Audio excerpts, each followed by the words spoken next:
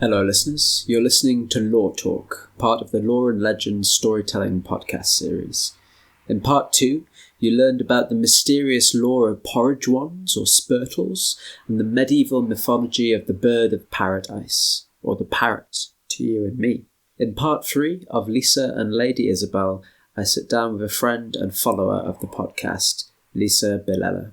Lisa is originally from New York in the United States. She crossed the pond to the UK to pursue a doctorate in English literature at the University of Leeds, where she works on the history of emotions in class narratives of the 1830s. Lisa has been a supporter of the podcast right from the beginning, giving us early feedback on episodes, but is new to the world of folklore and storytelling in general. In this part of Lore Talk, Lisa tells us what it's like to listen to stories on the podcast versus live storytelling events, and gives us her thoughts on the female characters in our episodes and how the agency of women is represented in traditional folklore narratives.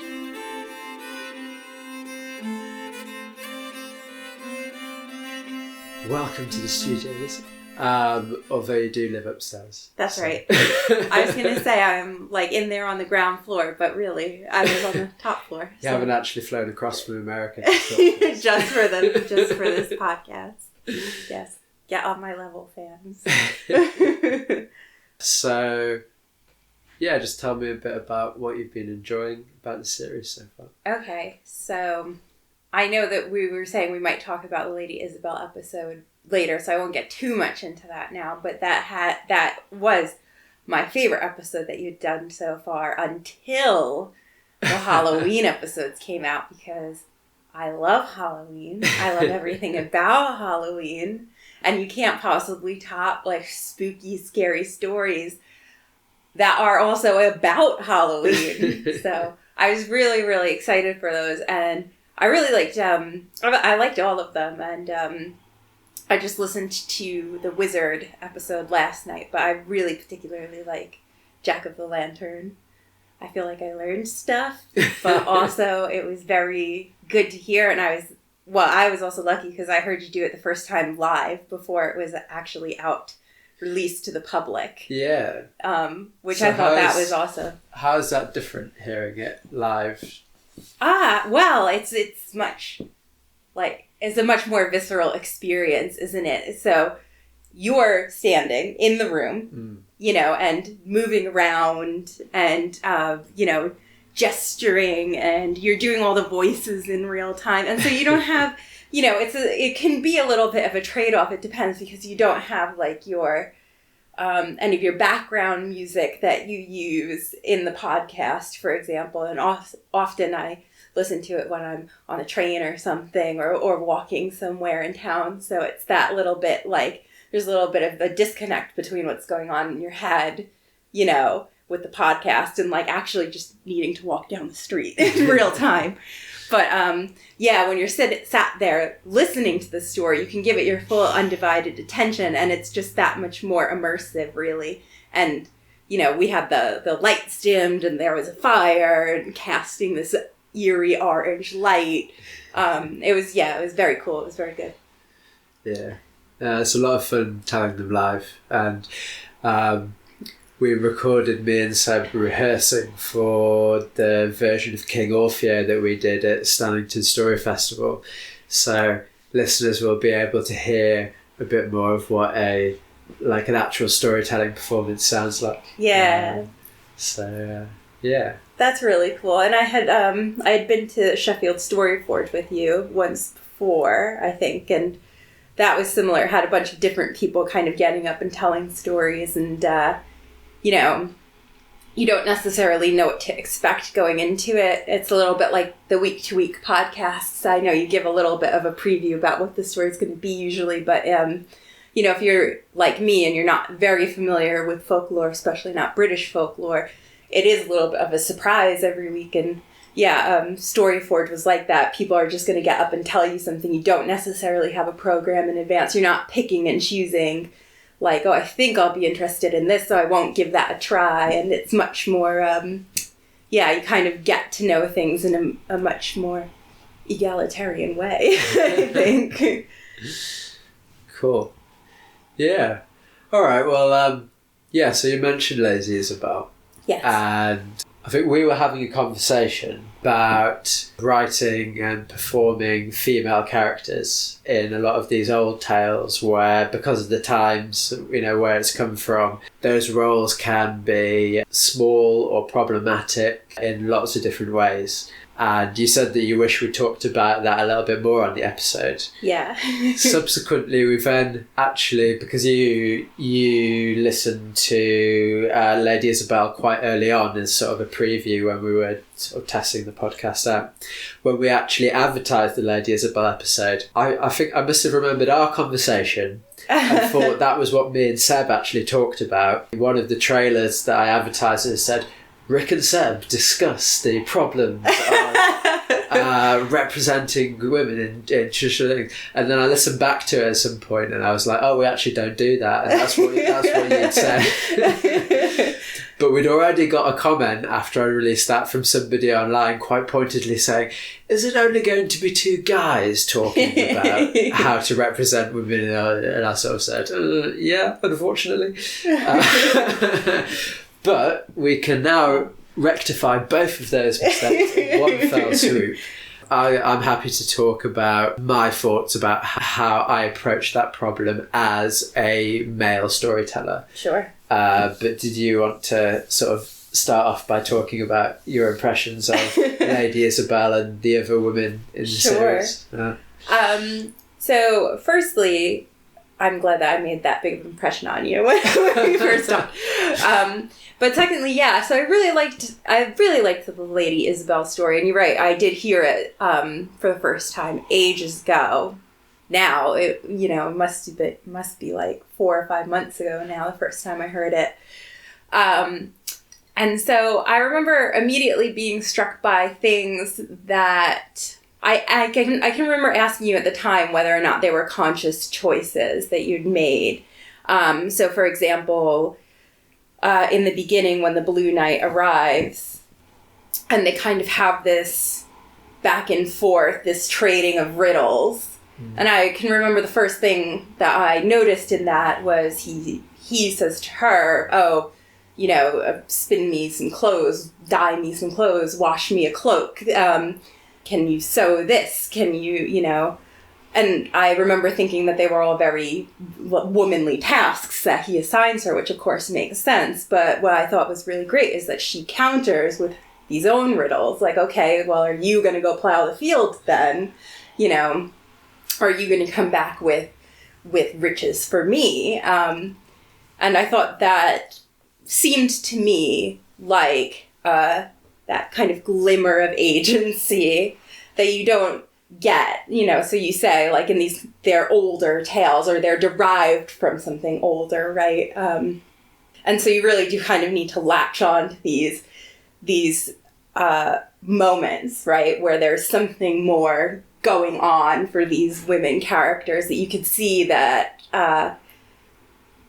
ways that they're maybe subverting expectations, maybe that they're even too big for the storyteller in some ways. You really have to, sometimes you have to look really hard for it, which I guess this leads me into a good question for you.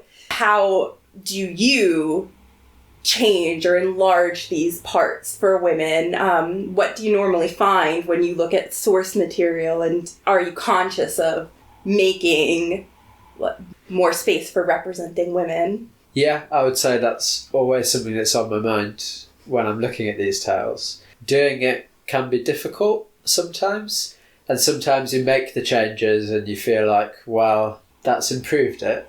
Right. But how far does it actually take you? Yeah.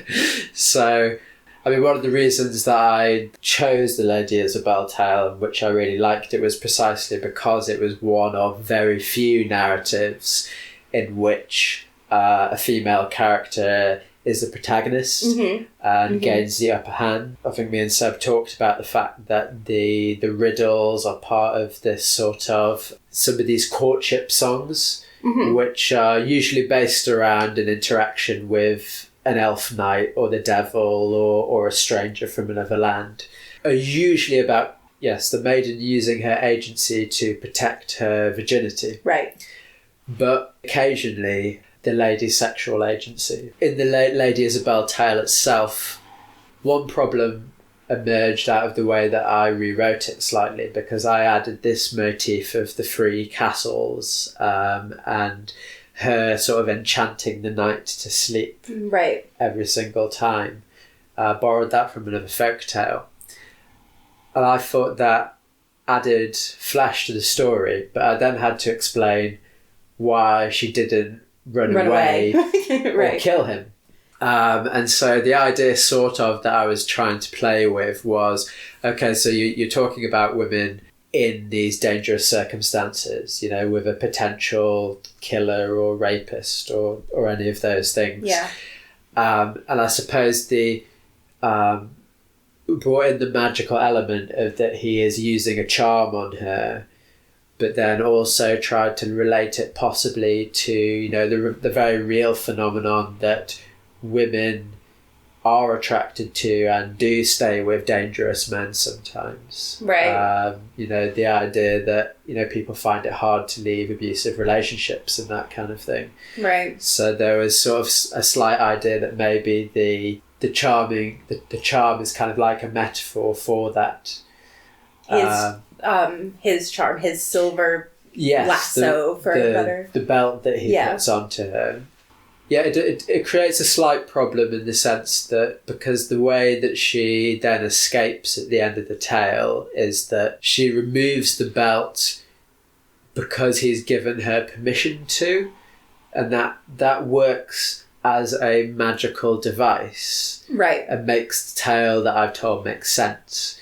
But I'm not sure it doesn't really support her agency terribly well, apart from the fact that as soon as she removes it, she throws him in the ocean. Right. Right, exactly. So there's a bit of a problem there, but I was trying to do something with it. And of course, the belt is actually something that I think it is in one of the versions of the folktale, but it's not in a lot of them. And in a lot of versions, they go straight to the sea. There isn't the 3 other castles, and she just throw them straight in anyway. So in some ways, the actual original folktale maybe is stronger than the version that I've created there. Well, I'm going to hit you with some possible other interpretations, and we can decide if we like them later or not. But as you were speaking about the potential for sexual agency in terms of these as courtship riddles or courtship songs, and then how this relationship, for lack of a better way to term that, goes on between the two. It just reminded me, actually, and you might need to correct me on this because I haven't thought about kind of Old Testament Bible stories in a long time, but doesn't Delilah sleep with Samson and he falls asleep, allowing all his hair to get cut off, and he loses all his strength? Is that's what happens, right? Yeah. And I know that some of these stories will definitely predate that, but I'm just trying to establish that there's definitely a theme in kind of literature at large, so including folklore of all kinds, of women employing their sexuality for their own ends and to the detriment of men. And so, and of course in the Bible story, it's really bad for Samson, and I guess it does end really badly for the Blue Knight too, but we don't like him, so it's fine. So that's also another way to read her charms, right? So they're objects in your story. There's the comb, right? She gets a comb. Yeah, the silver comb, the golden pin. Yes, the silver comb, the golden pin. And can they be, or should they be, or is it possible even for them to be viewed as something more than just objects? Nobody can see me doing some like big eyes and winking, but that's kind of one possibility. And also, and we spoke about this a little bit at the time too, when the episode hadn't come out yet, but we were talking about how sexually charged was the eventual death of the Blue Knight scene. Oh, yes, yeah. So, because I added the element of removing the belt and removing some clothes, which again is something that doesn't happen in the original ballad. As soon as he turns around, she catches around the waist and chucks him into the water, whereas mine sort of required her to sort of take part in the command to undress slightly in order to accomplish the conceit of removing the belt. Yes, and depending on how you listen to it and how it was edited, it could sound a little bit like Lady Isabel was actually naked at the end. Yeah. And I asked you, did it sound like that? Yeah. And you said it was ambiguous. I thought it was ambiguous. I mean, when I first listened to it and I pictured the scene happening in my head, I did not think that she was nude and just kicking him into the sea. But I did envision this is Sparta, kick into the sea. So that was very satisfying from my perspective. But yeah, I think it's ambiguous. And I think that that's good in that way. I think that, sometimes in trying to account for all these things, like this is the problem that you have run into, is in trying to account for everything, you start leaving yourself up open to unforeseen consequences, and you start accidentally kind of tamping down on the agency of characters. Sometimes it's better to let that be, I think, and leave it open-ended. Yeah, no, there's definitely, especially the first version we did, it did seem to kind of suggest that she was naked. Right. Seb said he actually liked the idea that it seemed almost quite victorious that she would march up from the beach with no clothes on, and then, because she demands to be clothed in all of his fine robes and things. Oh, yeah. And in some ways she said, that's quite a nice image, but we're already in the situation of where it's essentially there are lots of murder ballads, and one of the problems that is talked about is sort of the fetishization of women in danger and sexualizing sort of women in peril. So it kind of tried to bend it away from that suggestion. Yeah, it's true though. But at that moment, she's no longer a woman in danger, isn't she? A woman in victory. It's very Amazonian in its way, Yes. And I know some people totally go for that idea. Yeah. Some people wouldn't. So, then you get into the multiplicity of feminisms. That's what it comes down to, isn't it? Is that, and this kind of speaks to some of the discussion that you had at the time with Seb, is that these stories, as much as they're an interpretation of things in the past, in telling them, we're always reinterpreting our own moment. Always. However consciously or unconsciously that is very much part of what is happening. So even the fact that you're sitting here and trying to think about the way that you're portraying women and not just being like, well, women are dumb and so this is what they do, isn't it? That in itself shows how far that we have come as a society, that somebody would sit and think about this before they do it. Yeah, it's difficult sometimes to know how to approach it, because the status of myth and legend as kind of like adjacent to history but not actually being history has you constantly asking the question of should I change this? How much should I change this? So one strategy that I take sometimes is to take what's already there and change it subtly, or kind of recenter the tale. So, the other one that I worked very hard to make the female characters the main protagonists was the Lady Worm. Yes. And, you can argue that the brother fulfills the heroic role there of coming and rescuing her at the end.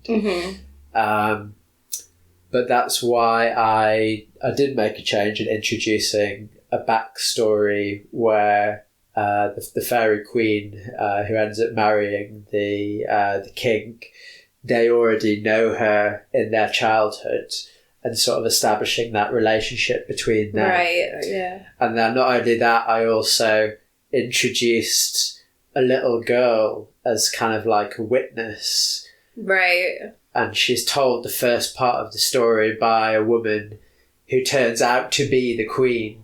So, you know, there's a woman, there's a girl as a witness. The story is being told by a woman, primarily about another woman, and right. even though Child Wind comes in to do his sort of archetypical thing, because he's reminded by the girl in my version to stop and think and listen. Yeah. And it stops being about a knight coming and slaying a dragon. Right. It works for him because he learns to listen to women, right? That's the moral, right? The dragon is just part of it.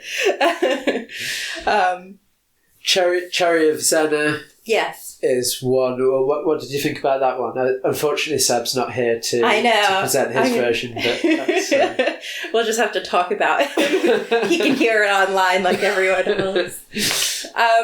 Yeah, I thought that was interesting. I just listened to that a few days ago, actually, because I'm listening to them all out of order, like skipping around, because they're, as we've said, there are some I've heard before. And so I just listened to that a few days ago, and yeah, I liked it. It was interesting because it's like a little bit typical, like the woman who didn't listen, right? That's and there's the moral right there, right? You know, she does not listen, she does not obey, and she's sent home. She's forced home. So before this, she's found, I guess, by Robin, the elven, we come to find out. Elven, the elfish lord. Yeah, lord. And she's kind of this very chaste but lover figure for him, right? They share some kisses and stuff, and she takes care of the child, right? So she kind of fulfills this very wife role, and she's almost like starstruck by that, you know. And she comes to this elven kingdom, more or less, and is enchanted by that until, right, she disobeys. She puts the ointment in her eyes. She sees things as they are. She sees that Robin has an elfish lover, right? And she's sent home. And we don't know what happens to her after that, right? And so, is this a fallen woman's story, right? What is the ointment? I mean, this is me. I'm just going to read sex into everything. But you know, what is it? What does she see? What does she find out? You know, or what is seeing in this context? You know, what is knowledge? What kind of knowledge is it? It's forbidden knowledge. What is forbidden knowledge? You know, for a chaste girl. And of course, it's her jealousy, right, that outs her, because, you know, otherwise Robin may not have known that she disobeyed, right? So the fact that she kind of brings this to him and says, I saw you with another woman. And she's chucked out, right? So it's okay for men, or, you know, elfish men, maybe. But not for her. And then she's sent home. And what? Is she now damaged goods? We'll never know, because the story stopped there. It's just... Well, I suppose, I don't know about 4 other men, but it definitely, in the story, the story ends definitely suggesting that she is damaged, because it says she wanders forever. Like looking for it again. Yeah. Have you... This is going to be a tangent. Have you ever read The Goblin Market by Christina Rossetti? It's a kind of long-form poem. I have skimmed it. Yeah. So, just to summarize quickly, right? There are these 2 women. They live on the edge of a forest, I think. And there are goblins selling fruit that they can hear the goblins calling, selling the fruit, but you can't go to the goblin market, you can't buy the forbidden fruit. Well, one girl does, and guess what? She ends up pregnant. I wonder what... Oh, she doesn't end up pregnant, actually. That's the horrible thing, is that she wants to get pregnant, as fallen women do. They want to become pregnant, so the men are forced to stay with them, so they have this... and it reminded me very much of that, because at the end, she, the one who does sleep with the goblins, can't hear their call anymore. And only her friend can hear the call, and that reminded me very much of the wandering lost, the never finding that. Yeah. It also kind of recalls in the Chronicles of Narnia, is it Susan? What's her second name? I don't know. Pensis or something. Yeah. How she reaches sexual maturity and puts some lipstick on and can never go back to Narnia. That's it. And it's that's it. Yeah. Frustrating, isn't it? That's it. Like I say, it's a bit awkward not having Seb here. I think it's fair to say that was a story that he wanted to tell because of the various folkloric elements, and like you say, this mysterious and foreboding atmosphere, but it would be a very difficult story and character to rescue from the kind of the sexism that's inherent in it without completely changing that's it. That's right, unless she kills Robin or something, that's it. Yeah. And I think the original story, in the place that it first appeared, I think I discovered this later. I don't think Seb, the version that he did, emphasised this.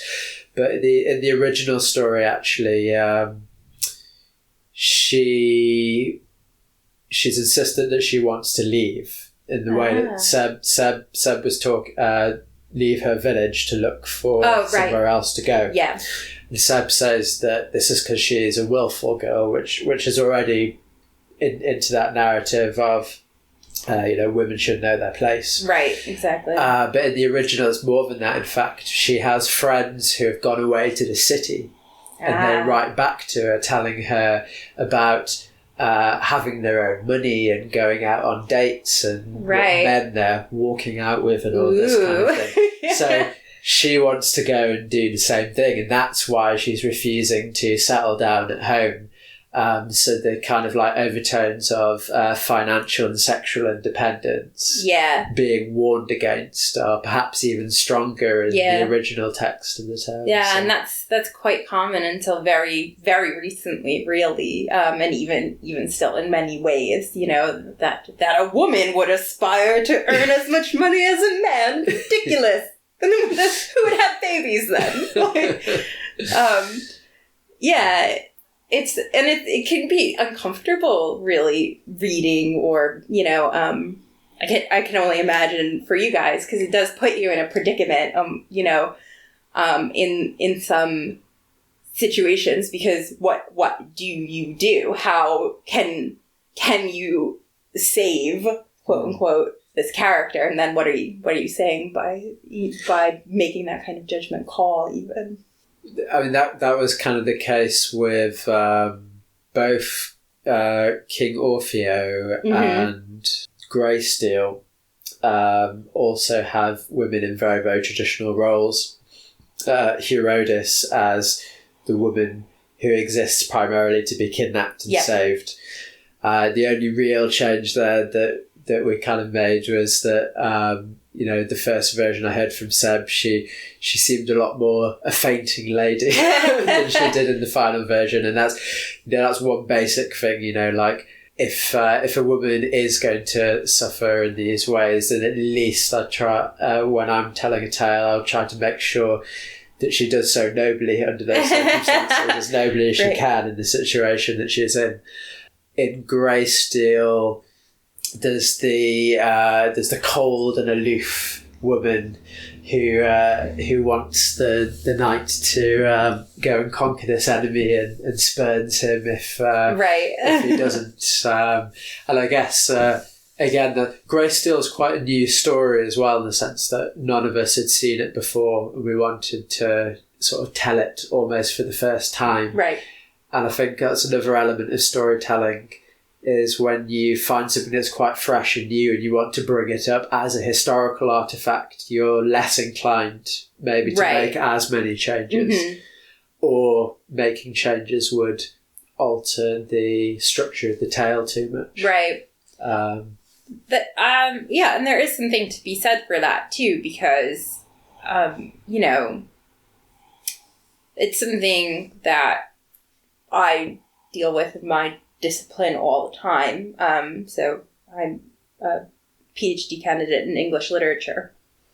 And, you know, people wonder, should we read Huckleberry Finn, for example? You know, or how should we read it now? You know, luckily, you know, we've had it for almost 200 years now, you know, not quite, 160 years now. It's 160 years old. I think we're comfortable now with being like, not all of this is good. Here are the parts that we need to address. But, you know, when you're first finding something, or when you know, you are right, when things are new, when things are fresh, you always run into that problem of, well, we can't erase what happened, and it's even more problematic to pretend that it wasn't like that, because then you run the risk of people being like, well, it wasn't that bad. Slavery. Yeah, again, storytelling and history being kind of adjacent to each other. When you are storytelling, you're always telling in the moment to an audience, and so whether or not your audience can connect to a character is important, and that's the main reason why you know, you do make those changes sometimes, because you don't want your audience to be alienated, and you want to be invested in the tales and the characters. I remember my mentor, Graham Langley, when we were talking about something kind of similar. In a huge many stories, the princess is offered to the hero or like a reward. Yeah. And in a lot of the texts or tellings of these tales, as they come down to us, it doesn't even matter if the woman agrees or not. And so one way of massaging these tales so that they are not so alienating is simply to always make it clear, you know, rather than the king coming along and saying, oh, now you shall have my wife, is, you know, if you want to keep the same structure of the story, you just say they fell in love with each other. Right. You know, and smooth that right over. Yeah. And there's a really weird one where a lady gives her daughter to some frost giants. Oh gosh! And you're like, sort of like, well, how does this work? And Graham said, well, no, it's easy. What you do is you put in a part where, and the giant looked at the lady, and there was a gleam in her eye, and she smiled. And so you know, you make them fall in love for the purposes of the tale. So then you end up with a tale that is not so alienating. But you can argue, of course, that doing that also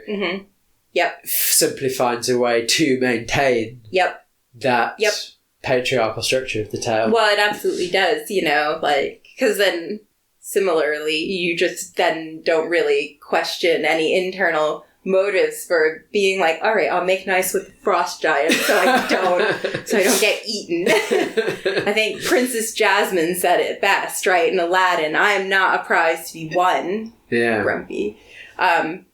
So then, of course, you know, I've heard there are a lot of storytellers, especially when it comes like just as a customary thing at the end of the tale, will simply change it to, will simply say something like, oh, but they didn't get married, or they went travelling together, or you know, they'll change the ending a little bit like that to kind of avoid that problem. Or to take that element out of the tale. There are cases where you can do the things where you might majorly change a tale, or do something like a gender change or a gender swap. That's another thing that you can do, and because again, I suppose the more archetypal a tale is, the less connected it is to a supposedly local or historical legend, the more comfortable I am about doing that. Right. In the sense of not perhaps going against that kind of idea that you are supposed to be handing down a sort of heritage tradition. Yeah. I wouldn't have a problem with telling a Jack story as a Jill story. Right. Because where does Jack come from? He comes from anywhere. Right, anywhere. He lives anywhere. Oh, and it just happened to be right here, Of course, if you're then talking about Jack the Giant Killer, who's supposed to be from Arthurian times at a particular moment doing a particular thing, I'd have more of a hesitation doing that. But some tellers don't. They will simply just tell the story with a different character, with a female character. Yeah. So yeah. That's interesting. What I would say is it presents its own problems in a way. Not that it's a bad thing. I don't think it is to kind of insert these female characters because, representation is everything at the end of the day. And so to have female heroes doing heroic deeds, but then you start to lose the specificity of, well, how would a woman solve this problem? How would a female character, would she swing a sword and, chop down the beanstalk and let the giant fall to his death? Maybe. She could. You need to, say, well, a woman could chop down the beanstalk, but would she just outsmart the giant instead? Which, again, that kind of brings us full circle. That's kind of the things that I appreciate about Lady Isabel. She's kind of using her femininity or kind of calling the Blue Knight on these kind of tropic, stereotypical ideas to best him in the end, Yeah, I think the nice thing is that the more that you do delve into folklore and legend, you do find more surprises with female characters and female narratives than you would expect. Sometimes you find that the Victorianisation or Disneyfication of stories has actually robbed some of those characters of some agency. Sometimes they had more before they came along and did all that kind of stuff to it. And then sometimes there are just like surprises. There's a storyteller called Rachel Rose Reed, I think recently did a whole show called Silence, which is apparently based on a medieval text about a woman who disguises herself as a man in order to try and inherit her family's estate. Yeah. Can't yes. And that is an original tale. It's an original text from the medieval period, which I'd certainly never heard of before, and I'd love to hear it someday. Yeah, that's cool. That's cool. You want to talk about like pushing back against stereotypes, and I think you said it the right way. The kind of Victorianification, and even that is a little bit of a misnomer. The Disneyfication.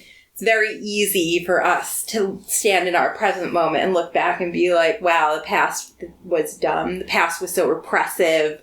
We are so progressive now. We've come so far.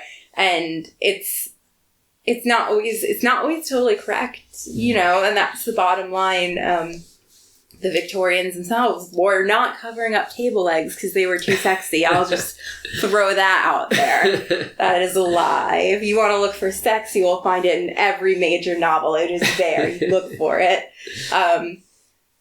They were just clever about it. But and that's kind of what you're getting at with this medieval tale called Silence. That this is something that even in the medieval period, they were conscious of, that women weren't inheriting old ways, or that women might want to, for example, or that women might not be satisfied being wives, mothers, being passed from father to husband in that way, that they could have desires, and those desires could be financial or, independent of kind of typical roles, domestic roles. Mm. The one that you just listened to as well, the Warlock. Yes. Yes, I called it the Wizard before, didn't I? That's one that Seb did, and he massively expanded the role of the woman in that one, because in the original there's not much of a role for May at all. Again, she simply gets kidnapped. I was wondering about that, yeah. So Seb felt that, especially in a Halloween tale, where you had to have somebody who was threatened, and that had to be the main character, and so he reworked it to be from her perspective rather than... Yeah. I thought that was interesting, because she does have this really operative function within the plot too, in that she's the one who kind of passes the note via the cat, which I enjoy, to let the villagers, I guess, know where they are. Although I have one problem with it, right? Which of course, it's probably historically accurate, and that's great. But it's pointed out that she cannot read the note that she passes, and she just kind of does it, and in that way, is she just kind of this extension of what men want her to do, right? Is she just so in tune to what men want, that she can just do it and just does, and I don't know, but that's not fair, because that's not here. Not necessarily. And like I said, of course there's going to be some historical accuracies. If she was a great lady and lived in the palace, she probably would have been able to read. But coming from a village, probably not. None of the men would have been able to either, most likely. So would they have been rescued? Who knows? Thank you very much, Lisa. Thank you for having me. I love to talk.